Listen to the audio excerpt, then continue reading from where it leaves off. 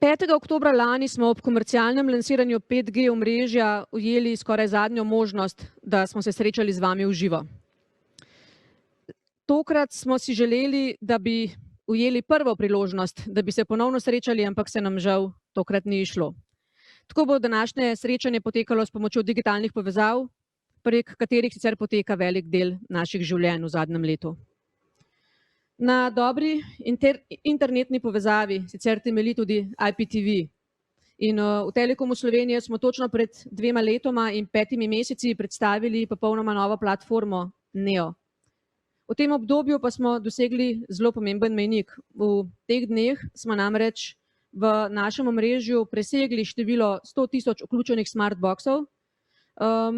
In če računamo, da je povprečno gospodinjstvo ima 3 člane, je to 300.000 uporabnikov. In vse skupaj to pomeni, da je Neo navdušil že skoraj polovico uporabnikov naše IP televizije. Za začetek predlagam, da pogledamo en kratek video. Ko pridejo vnuki, si skupaj v bistvu najrajši pogledamo tačke na patrulji. In potem, ko grejo, si sama pogledam še vse ostale risanke. Ravno zato sem na tekočem za sem in da vem, kaj se dogaja s Pulso Pepo.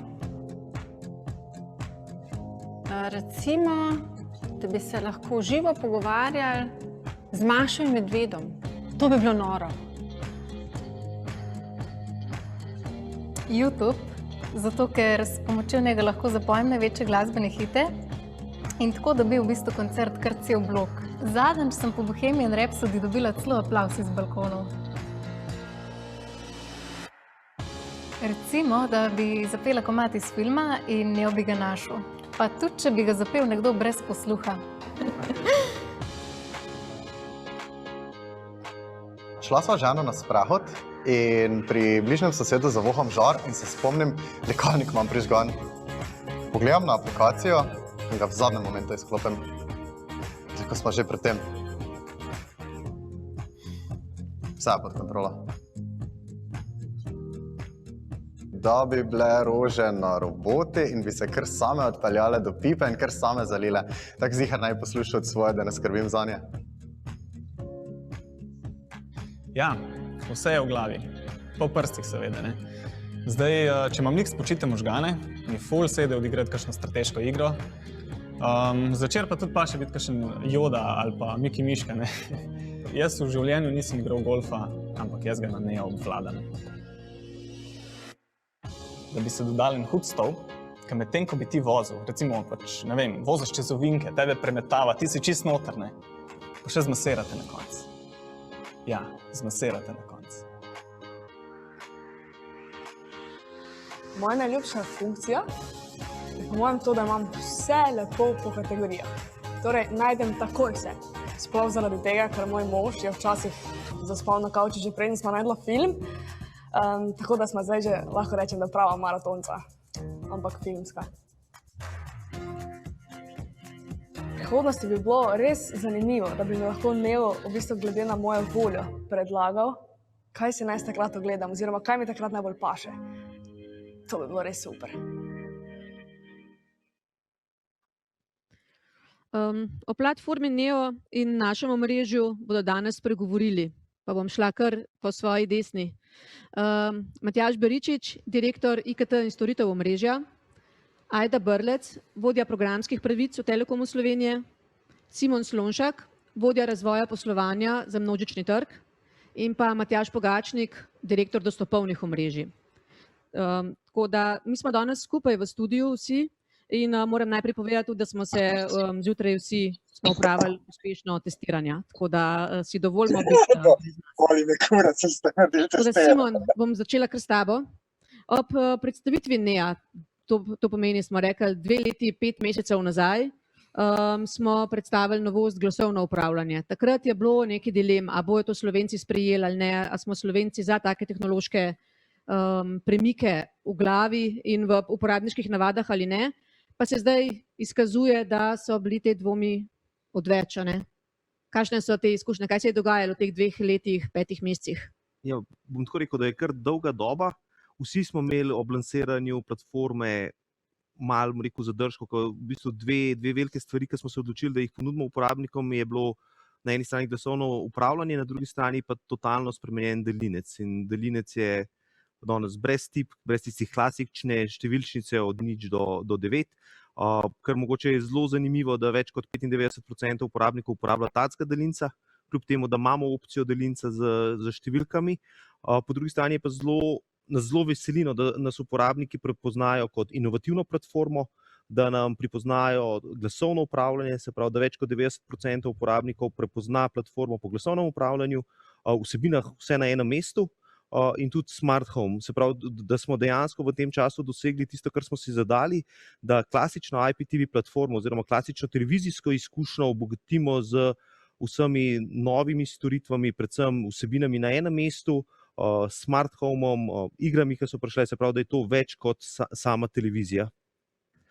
Pri tem je pa tudi v bistvu zelo pomembno, ker gre še vedno za naš lasten razvoj Telekoma Slovenije, da na eni strani stalno monitoriramo odzive uporabnikov, njihovo zadovoljstvo s posameznimi funkcionalnostmi in temu tudi prilagajamo razvojne šprinte, se pravi, da smo čim bolj prilagojeni samim uporabnikom in njihovim pričakovanjem. Se je glih to tudi, kar se glasovnega upravljanja tiče, je bilo v letu 2020 temeljito prenovljeno. Lahko poveš malo o tem, kaj smo naredili? Dejansko smo prišli na lastno rešitev, se pravi rešitev razvito v Sloveniji skupaj s fakulteto.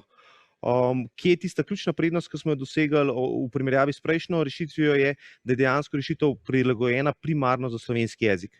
In tudi vidimo, da od takrat, ko smo upeljali lastno rešitev, se je natančno zadetkov izboljšala, uporabniki dajo boljši feedback na to in so mnogo bolj zadovoljni, kljub da ne bom rekel, da je bila prejšnja rešitev slaba, nikakor, ampak vsi vemo, da slovenski jezik ima svoje specifike in s tem, ko sami razvijamo, lahko z fine-tuningom prilagodimo dejansko rešitev. Pa tudi z narečji ima težave, Neo, ali ne? Ne bom rekel, da zna vsa narečja prepoznati, ampak dejansko razume večino ukazov, ki jih uporabniki mu podajo. Mogoče je bila tudi ena taka majhna izboljšava, je, da ti v bistvu Neo zna povedati, ali si dal preglasno ali prepotihom ukaz, ker včasih je dogajalo, da uporabnik ni vedel, zakaj ga ni prepoznal, zdaj pa mu pove, da je bil pretih ali preglasen. No, o tem, kaj pač iščemo po TV vsebinah, oziroma vsebinah bo malo več povedala Ajda, ampak uporabniki lahko z glasovnim upravljanjem upravljajo tudi pametni dom. Kaj največkrat? Prižigamo, ugašamo luči z glasom ali? Jaz rekel, da najbolj se uporabljajo to, kar si rekla, prižiganje, ugašanje luči oziroma pametnih vtičnic, ki si jih da sprogramirati. Vemo pa, da smo tukaj v bistvu šele na začetku, da vsi trendi glasovnega upravljanja nas peljejo v to, da dejansko se ti pogovarjaš tudi konec koncev brez daljinca in verjamem, da takrat, ko bomo trgu ponudili tudi to opcijo, ki jo že načrtujemo, razvijamo, testiramo, da dejansko bo še večja interakcija, kar se tiče samega pametnega doma. Super, hvala. Ajda, ti pri nas najbolj natančno spremljaš statistiko tega glasovnega upravljanja. Za tisti, ki Ajde ne poznate, ona je tudi matematičarka, tako da obvlada statistiko in številke. A nam lahko sam poveš malo, kakšen je trend, kaj Slovenci, na kakšen način spremljamo, oziroma najprej povejmo, kako v Telekomu spremljamo govorne ukaze in kaj lahko še pričakujemo? Kar se tiče spremljanja govornih ukazov, pa tudi v bistvu samega postopka pridobivanja podatkov, je v osnovi zelo preprost. Takoj, ko uporabnik stisne gumb na Neo daljincu, torej gumb za mikrofon, in izvede glasovni ukaz, se ta zabeleži in shrani.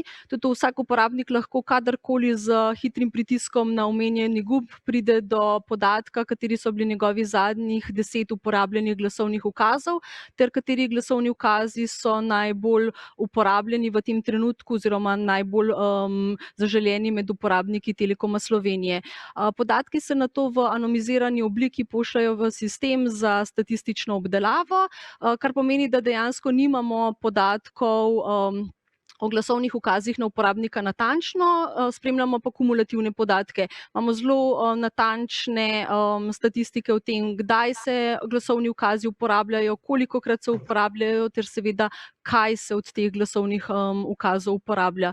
In morda tako, kot je Simon rekel, ta trenutek naši glasovni ukazi delujejo preko daljinca, zagotovo pa so tudi trendi v tujini, kažejo na to, da gre dejansko glasovno upravljanje v smer neke dvosmerne komunikacije, ni nujno tudi torej brez uporabe daljinca, z nekimi osebnimi oziroma govornimi asistenti oziroma nekimi naprednimi moduli pogovora.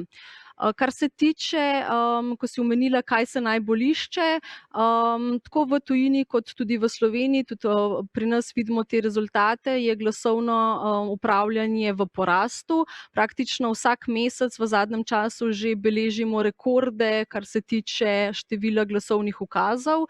V marcu smo tako zabeležili nekaj čez 8,6 milijona glasovnih ukazov, kar pomeni, da če se malce poigramo s številkami, je to približno 280,000 na dan oziroma približno 200 na minuto, kar je kar velika številka.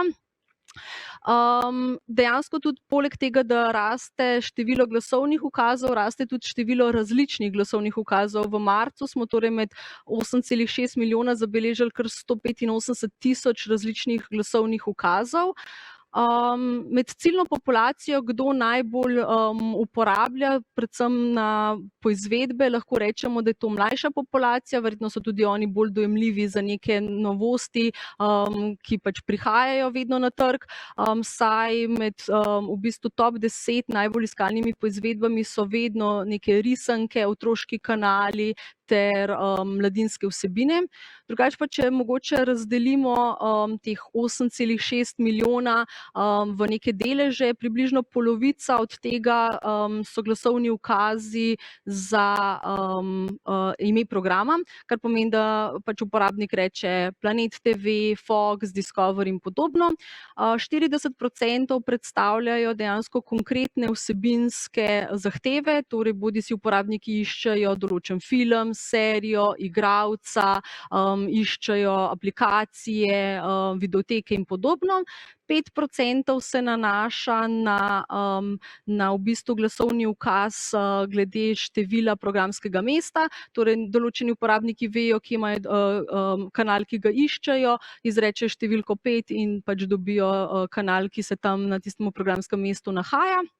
Ostali delež pa dejansko predstavljajo tako imenovani tehnični ukazi, torej da uporabnik želi, ne vem, posneti oddajo, povečati glasnost, zmanjšati glasnost, upravljanje pametnega doma in podobno. Zdaj, če se mogoče še dotaknem konkretnih glasovnih poizvedb, med TV kanali v bistvu prednjačijo slovenski kanali ter otroški, torej Slovenija 1, Slovenija 2, Planet TV pa Pop TV, Nickelodeon pa Minimax pa med otroškimi.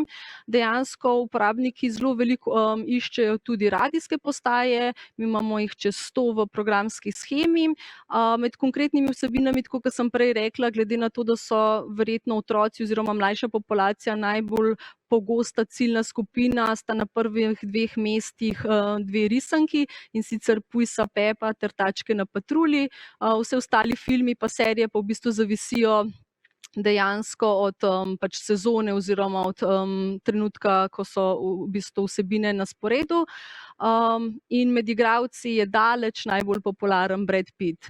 Zdaj mogoče samo tako kot zanimivost, v zadnjih 2 tednih, morda tudi kot posledica nekih vremenskih nevšečnosti v Sloveniji, se je med top 10 glasovnih ukazov prikradel tudi glasovni ukaz Zebe me. Vsi tisti, ki imajo Neo, ga lahko izkusijo in vidijo, kakšen rezultat potem tudi Neo uporabniku prikaže. Hvala, Ajda, za izčrpen odgovor. Tisti, ki nimate Nea, pa povem, da je to Kamin na glasovni ukaz Zebe me, ki prav prijetno presketa potem v sred stanovanja. Ajda, hvala zaenkrat. Mi smo februarja letos uporabnikom ponudili še eno veliko novost, ki smo jo res da napovedovali nekaj časa, zdaj nam je uspel najti tudi dobro rešitev. Neo namreč omogoča tudi igranje iger v oblaku. Pri razvoju te rešitve smo se povezali z vodilnim svetovnim ponudnikom iger v oblaku, to je z francosko družbo GameStream. Kratek pogovor o pričakovanjih glede nadaljnjega razvoja iger v oblaku smo včeraj posneli z Lionelom Adamom, to je podpredsednikom GameStreama za prodajo in poslovni razvoj in predlagam, da sam pogledamo en kratek pogovor. Hi, I'm Lionel Adam. I'm in charge of the sales and business development activity of GameStream. Basically, I'm in charge of all the customer-related aspects and business development aspects related to technical, commercials, and contractuals. In Lionela smo najprej vprašali, kakšne so prednosti igranja iger v oblaku v primerjavi, če lahko temu tako rečem, s tradicionalnimi igrami. GameStream aims to provide an ease of access to the gaming experience with console quality gaming without the consoles, basically. Because we do not require any dedicated hardware such as PC or console, or even the purchase of any individual games, I believe that cloud gaming is the most cost-effective way to access gaming today. Our catalog of games, for example, would cost thousands of euros if purchased at individual titles. Cloud gaming is also becoming the preferred way of consuming video games for the end user because they can choose their preferred devices. We can deliver on smartphones, tablet, PC, Mac, or even smart TV from Android and iOS or Windows. So basically, we can deliver the same content with the highest quality of experience on a completely agnostic way, and much more than agnostic than any traditional gaming solution, I believe. No, na to smo ga vprašali tudi, kateri so naslednji koraki v razvoju igričarstva v oblaku. I expect to see more content segments enter into the race of cloud gaming. Just like we see today in the video industry shaking with Disney Plus following Netflix to deliver its own content, I believe that game publisher, media brands, and businesses will set up their own cloud gaming services, either individually or making use of the leading providers such as GameStream. And purchasing games individually will become less and less relevant. And I also personally expect expensive hardware such as gaming PCs or consoles to become less and less relevant. I mean, in 5 years from now, I think the whole market will have transitioned to cloud gaming, and ultimately the potential of cloud gaming is limitless. It will transform the video industry market, and new formats will emerge with new content like episodic games, for example. I think I can predict that cloud gaming is becoming the next reality of gaming, basically. In seveda smo ga vprašali tudi, kakšna je bila izkušnja sodelovanja z nami. Well, Telkom Slovenia are real innovators on their market. They want to offer a great experience for their customers in general with new platforms and for gaming in particular with GameStream. So that's really great. We partner with Telkom Slovenia, and this is completely in line with our ethos and our vision of what should be a cloud gaming service. We managed a fast deployment, very smooth, with a highly talented team in a very short time frame. And this is really enthusiastic for us to partner with Telkom Slovenia because they have an excellent infrastructure and a very future-proof network capacity, I mean, from bandwidth and from latency. So new users can really enjoy gaming at the highest quality without the latency feeling. And this is the key criteria for cloud gaming. And I would say that I trust our partnership will continue to develop in the coming years, and we will together deliver more and more content to an ever-growing number of players in the field.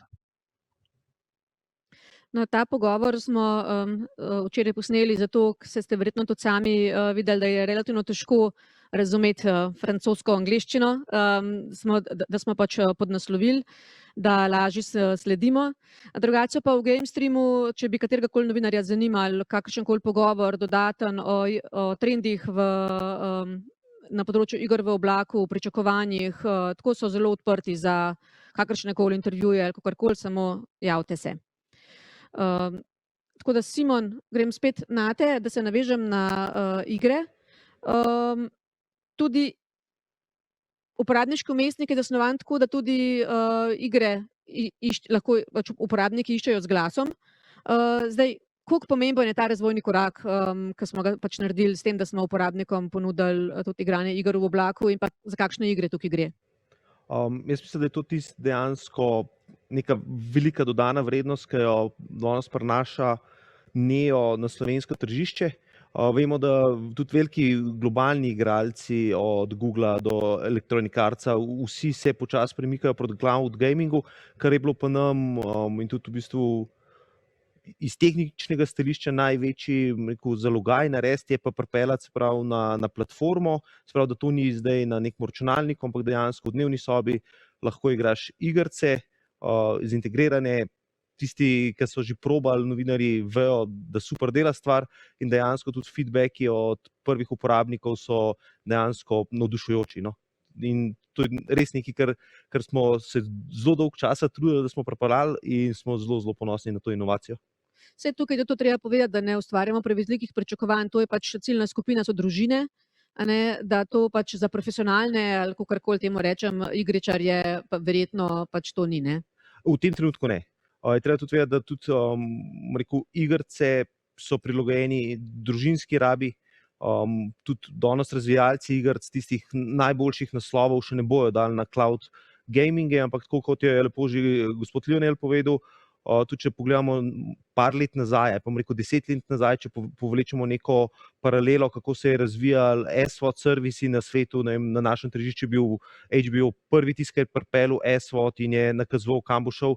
In če danes pogledamo, da so Netflixi, Disney, Apple Plusi, Amazoni, so v bistvu platforme, kamor grejo prvo filmi, ne grejo več niti v klasične kine, tako da jaz verjamem, da v naslednjih 3, 4, 5 letih bo tudi tukaj prišlo do velikega preboja.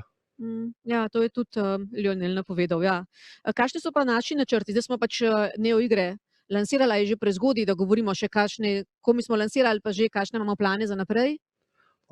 Definitivno tisto, kar smo obljubili že ob samem lansiranju, se pravi, dodajali se bojo igre. Takrat smo govorili, da bomo vsake 2 meseca dodali nove igre. V bistvu smo zdaj uspeli tudi z GameStreamom priti do tega, da bomo vsak mesec dodali nove igre.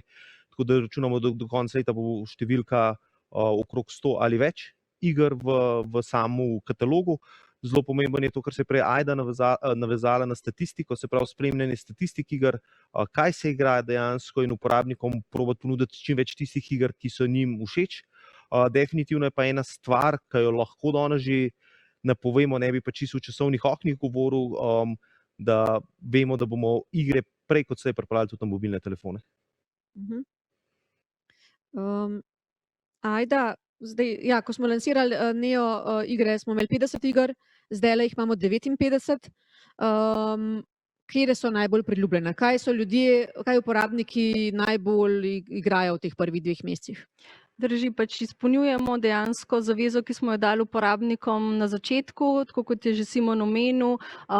Zaveza do uporabnikov je bilo, da bomo vsake 2 meseca dodajali 5 iger, z dobaviteljem smo se dogovorili še za bolj intenzivno časovnico, kar pomeni, da zdaj že v bistvu praktično vsak mesec dodajamo nove. Trenutno jih imamo v portfelju 59, že v prvem tednu maja pride na platformo 6 novih, tako da bo številka 100 zelo hitro dosegljiva. Ta trenutek se najbolj igrajo tako imenovane športne oziroma dirkalne igre, to je prvi segment, drugi segment so otroške igre. Zdaj med športnimi oziroma nekimi dirkalnimi lahko izpostavim MotoGP, rally, tenis, Formula 1, to so 4 najbolj obiskane, po drugi strani pa med otroškimi zagotovo vse Disneyjeve igre, v portfelju jih imamo ta trenutek 7, pa 3 Lego igre za najmlajše uporabnike. Kaj pa še prihaja od teh iger? Dejansko spremljamo natančno statistiko, kaj uporabnike najbolj zanima. Izkazalo se je, da so v bistvu vse igre zelo igrane, povprečna tudi čas igranja iger na eno sejo je več kot 35 minut, kar pomeni, da v tem času odigrajo vsaj 2 do 3 igre. Zagotovo si uporabniki želijo, in tudi glede na to, da je naša ciljna skupina družine, še več otroških iger, po drugi strani pa še več športnih iger, tako da v bližnji prihodnosti lahko pričakujemo še več iger iz teh 2 segmentov. Hvala. Matjaž, jaz se bom zdaj navezala kar tudi na to, kar je rekel Lionel, ki je dejal, da je za vrhunsko delovanje iger v oblaku potrebno vrhunsko omrežje, ker sta pač pri igrah ključna stabilnost omrežja in pa tako rekoč nična zakasnitev. In tudi zato neoigre omogočamo pač predvsem uporabnikom z optično povezavo. GameStream pa pri tem uporablja tudi naše podatkovne centre. Kaj to pomeni z vidika obremenitve omrežja? No, drži.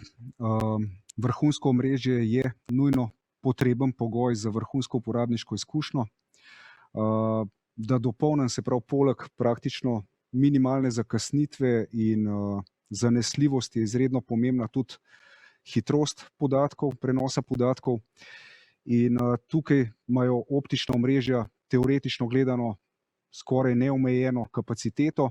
Zdaj v praksi v hrbteničnih omrežjih danes uporabljamo terabitne hitrosti, seveda to za končne uporabnike še ni potrebno oziroma bi bilo predrago, tako da lahko povem, da trenutno vgrajujemo v omrežje najnovejšo tehnologijo XGS-PON, ki uporabnikom omogoča do 10 gigabitov na sekundo prenosa v obeh straneh, torej proti uporabniku in od uporabnika proti omrežju.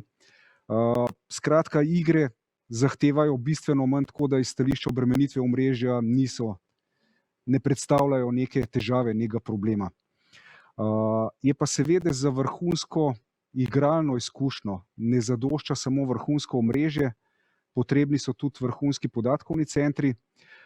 GameStream je kot vodilni ponudnik pretočnih iger izbral podatkovni center Telekoma Slovenije za svojo storitev oziroma našo skupno storitev, tako da v bistvu je to za nas na nek način pohvala oziroma na to gledam kot na priznanje, da so naši podatkovni centri dejansko najboljši v Sloveniji. To optično FTTH omrežje pa mi gradimo v tehnologiji točka-točka. Pri tem pa je optika, da se vedno bolj izkazuje temelj digitalizacije celotne družbe. Nam poveš malo več, kakšna je razširjenost našega optičnega omrežja, koliko gospodinjstev se lahko že nam priklopi, glede na to, da je to itak zdaj v zadnjem letu pa še posebej zelo aktualna tema? No, gradimo dejansko optična omrežja že dolga leta, tam v 80-ih smo začeli v hrbteničnem omrežju, ki je že dolgo časa v celoti optično. Zdaj pa gradimo te dejansko zadnje metre, tako imenovane dokončnih uporabnikov, v tehnologiji, kot rečeno, točka-točka in GPON oziroma točka več točk. Trenutno omogočamo priključitev 387 000 slovenskim gospodinjstvom. Moram pa poudariti, da je naše omrežje odprto, torej uporabljajo ga tudi ostali operaterji pod za vse enakimi vnaprej znanimi pogoji. Zdaj, kar se tiče prednosti optike, rekel, kot sem že rekel, hitrost, kratka zakasnitev, mogoče malo premalo celo poudarjamo zanesljivost. Veste, da imamo v Sloveniji, da je Slovenija v špicu po številu gostote udar strel na kvadratni kilometer in vsa ostala omrežja, torej koaksialna bakrena, so na to zelo občutljiva, medtem ko optično omrežje na to ni občutljivo. Tako da je tukaj neka dodana vrednost za vsakega uporabnika in jaz lahko samo rečem, da tisti uporabniki, ki imajo možnost priključitve na optiko in danes uporabljajo še kakšna druga omrežja, da naj se čim prej priključijo na optično omrežje in bojo definitivno videli razliko. Čeprav je mogoče, dokler ne probaš, jo je težko zaznati, tako enako kot naš Neo TV, dokler ne probaš, v bistvu ne veš, koliko boljši je od ostalih produktov. Samo to bi se še navezala na to številko, ki si jo omenil, da omogočamo preklop 387 000 gospodinjstvom. To je, če prevedemo, približno polovica slovenskih gospodinjstev gre lahko zdaj že na optiko, ne? Tako je. Pa tudi, prav tudi, da povemo, da tudi tisti, da pa žal tudi so tudi taki, kjer imamo in bakreno in optično omrežje, pa se ne odločajo za prehod na optično omrežje še, ne? Tako da, čeprav bi se lahko. Drži, jaz pač si želim, da tudi v dobro uporabnikov oziroma predvsem v dobro uporabnikov, da se bodo čim prej vsi odločili in prišli na naše optično omrežje. No, tale množičen prehod na delo in šolanje pač nadaljavo, ki ga je prinesla epidemija, je spodbudil razprave o pomenu dostopa do hitrega in zanesljivega interneta vsakega slovenskega gospodinjstva. V Telekomu Slovenije optike ne gradimo samo v mestih, ampak jo aktivno gradimo omrežje tudi na podeželju. Lahko poveš malo več o tem, kje trenutno gradimo optiko? No, drži. Rekel, namembnost našega omrežja se je z epidemijo zelo spremenila. Se pravi, če so uporabniki pred epidemijo naše storitve uporabljali predvsem doma za zabavo, za prosti čas, se je z prvim lockdownom v lanskem letu so ljudje svoja domača omrežja v bistvu pretvorili v neke pisarne za delo nadaljavo, za šolanje nadaljavo. S tem se je seveda posledično zelo povečala pomembnost naših storitev in pa tudi promet v našem omrežju, ki je imel lani bliskovito rast. Moram reči, da z ogromno enih aktivnosti, energije smo uspeli to rast obvladati, tako da uporabniki, kar se tiče uporabniške izkušnje, tega niso občutili. Se je pa spremenila tudi percepcija pomembnosti, v smislu, da je postala skoraj bolj pomembna tudi povezava se pravi proti omrežju od uporabnike in pa zanesljivost delovanja omrežja. Zato smo en del fokusa naših aktivnosti usmerili tudi v to, da uporabniku, ki ima kakršnekoli težave doma, pomagamo te težave čim prej odpraviti, tako da ima možnost dela od doma, šolanja nadaljavo. Drži, vsi bi si želeli, da bi bila vsa slovenska gospodinjstva že danes na optiki, da bi vsi Slovenci imeli možnost priključitve na optično omrežje. Ne nazadnje taka tudi širokopasovna strategija Republike Slovenije, ampak žal je ekonomska realnost pokazala, da to ne gre čez noč. Se pa vsekakor intenzivno prizadevamo v tej smeri. Trenutno gradimo z dinamiko približno 40 000 priključkov na leto. Malo manj kot polovica tega je grajenega v urbanih središčih, približno četrtina na podeželju, na ruralnih območjih in približno četrtina v primestju. Mogoče bi izkoristil to priložnost, da bi se zahvalil vsem županom pa vsem občinskim upravam, s katerimi res intenzivno in kakovostno sodelujemo pri izgradnji omrežja. Praviloma je to v obliki nekih sočasnih gradenj, ko občine prenavljajo komunalno infrastrukturo. V teh kritičnih časih smo se vsi zavedali, da je v bistvu širokopasovna avtocesta do interneta celo bolj pomembna, kakor pa mogoče dodaten kilometer asfaltne ceste nekje na podeželju. Tako da si res zdaj vsi skupaj intenzivno prizadevamo za to, da bi čim več prebivalcev v čim krajšem času dobili možnost optičnega priključka. Hvala. Matjaž, če greva še malo pač pogledati obremenjenost mobilnega omrežja. Spet ob začetku epidemije lansko leto velik porast celo govornega prometa, ki je prej upadal, klasičnega govornega. Trendi so šli v nebo, tako rekoč. Kako je s temi obremenitvami zdaj leto po tem? Ja, drži, tudi na tem segmentu je za nami en zelo intenziven čas.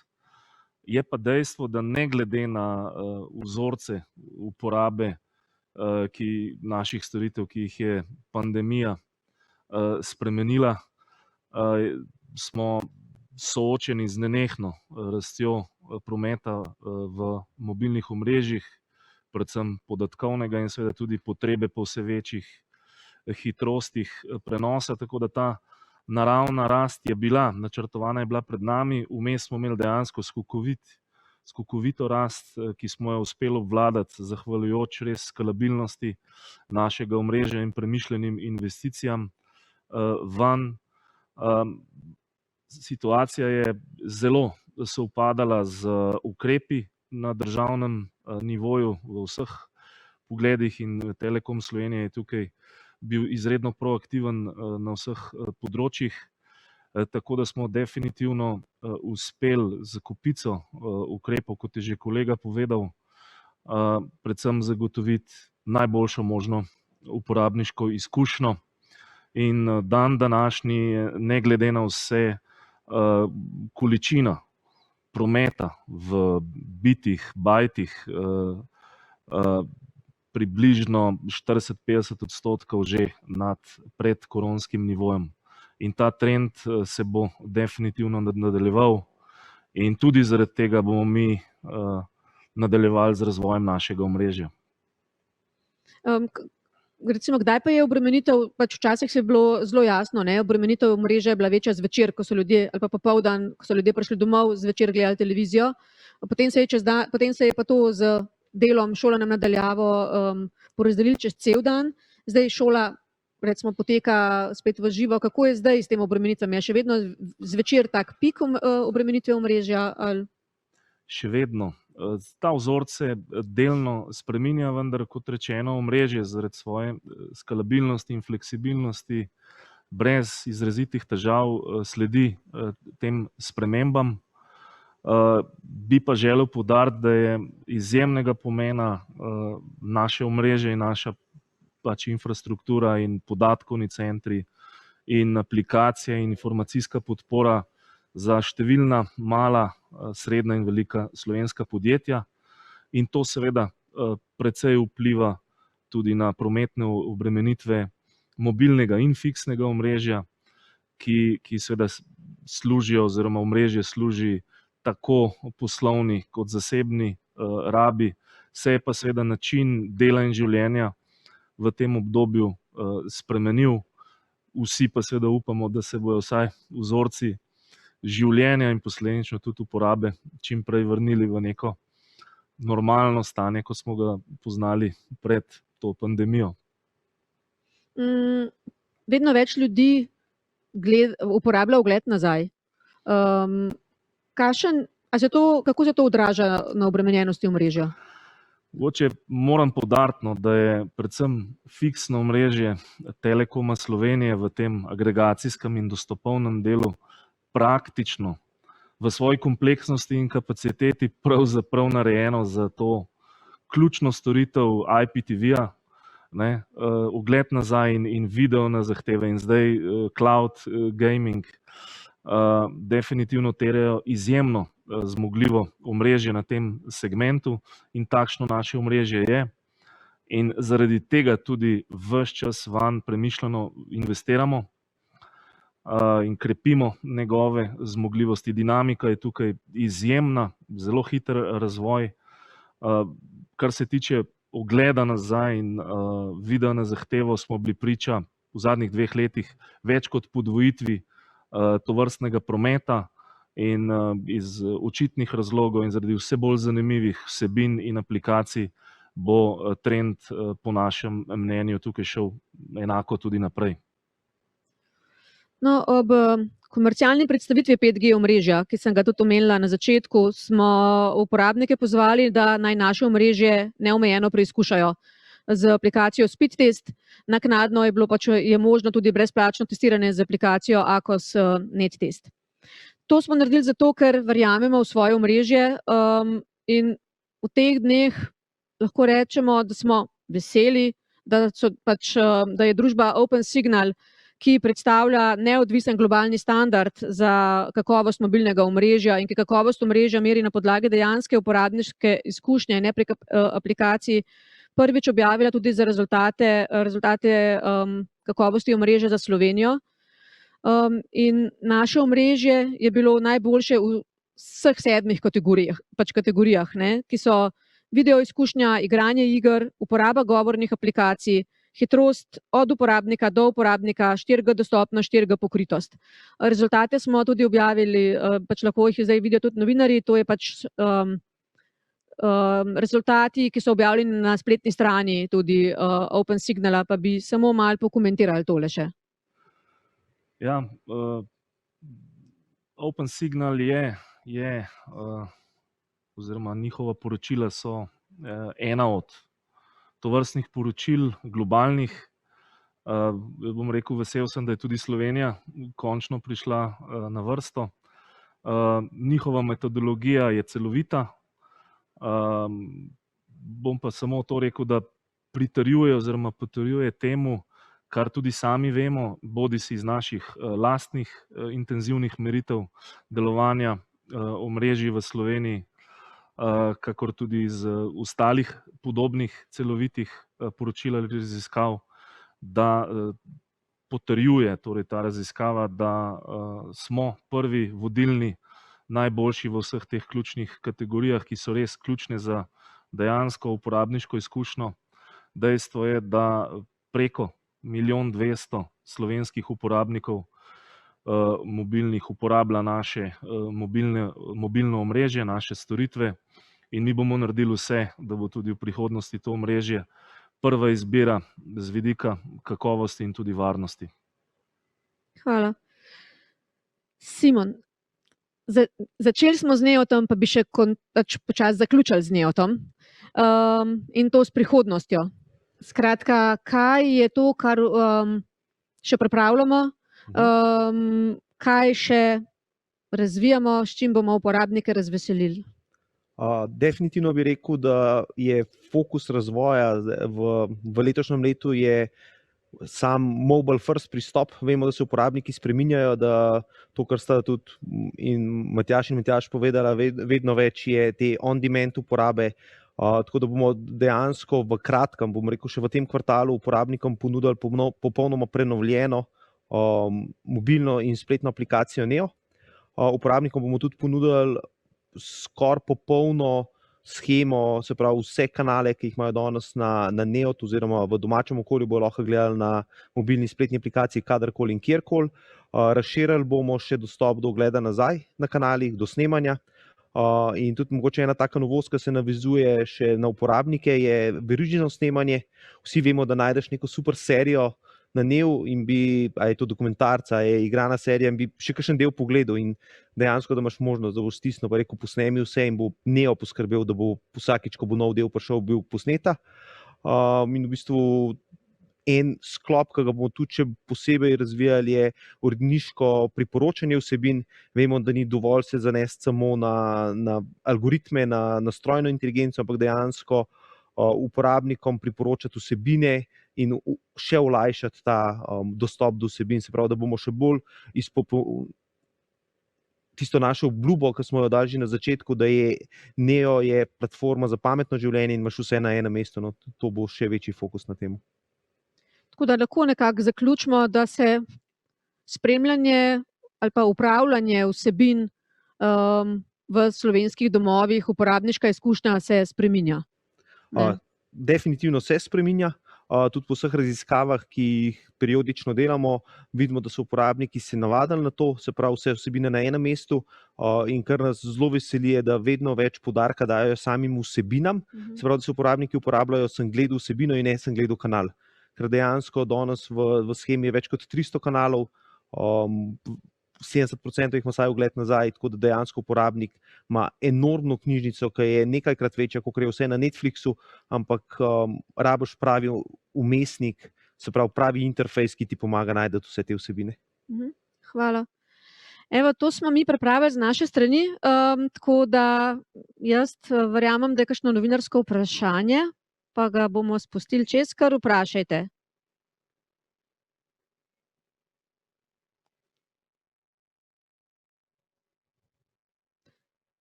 Če pa ni, pa pomeni, da sem jaz toliko dobra vprašanja postavljala.